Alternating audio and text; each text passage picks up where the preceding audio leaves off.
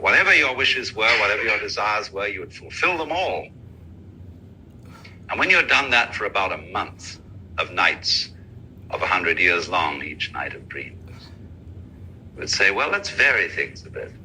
Let's let things get out of control. Let's have an adventure. And then you would rescue a princess from a dragon,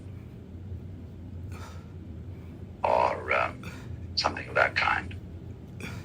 And then you would arrange it so that you would forget that you were dreaming. And so the thing would seem as real could be. And you would dare yourself, like kids dare themselves to do all sorts of dangerous exploits. And finally, you would dare yourself to experience awful situations because you knew it would be wonderful when you woke up, because the contrast would be so fascinating.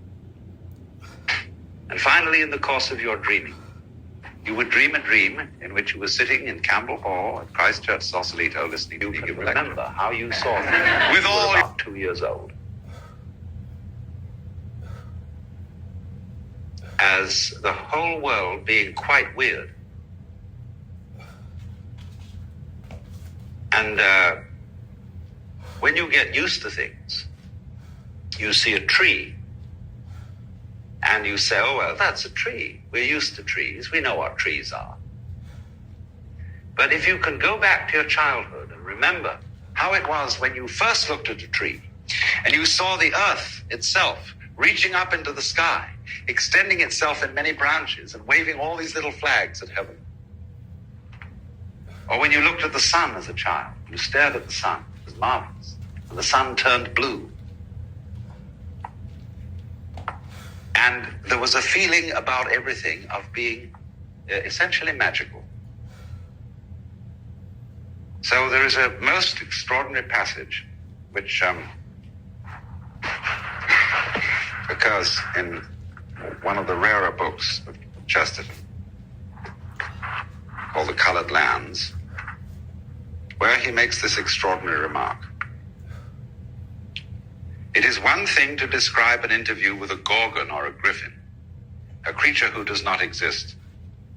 It is another thing to discover that and containing all the extraordinarily odd objects on it. And when he thought about this, he realized two things that are not ordinarily realized by religious people. And the two things are this. He realized that the world created by God is a form of nonsense. And that one of the most important features of the divine mind is humor. In one of his essays, he says, so often when I have written the word cosmic, the printer makes a misprint and prints it comic. But he said there's a certain unconscious wisdom in that.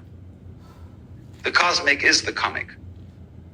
Dante wrote the Divine Comedy, an account of earth, heaven, purgatory, and hell.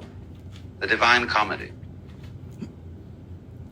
And one finds, you see, that in ordinary people's religious attitudes, there is a lack of both these things, of nonsense and of humor.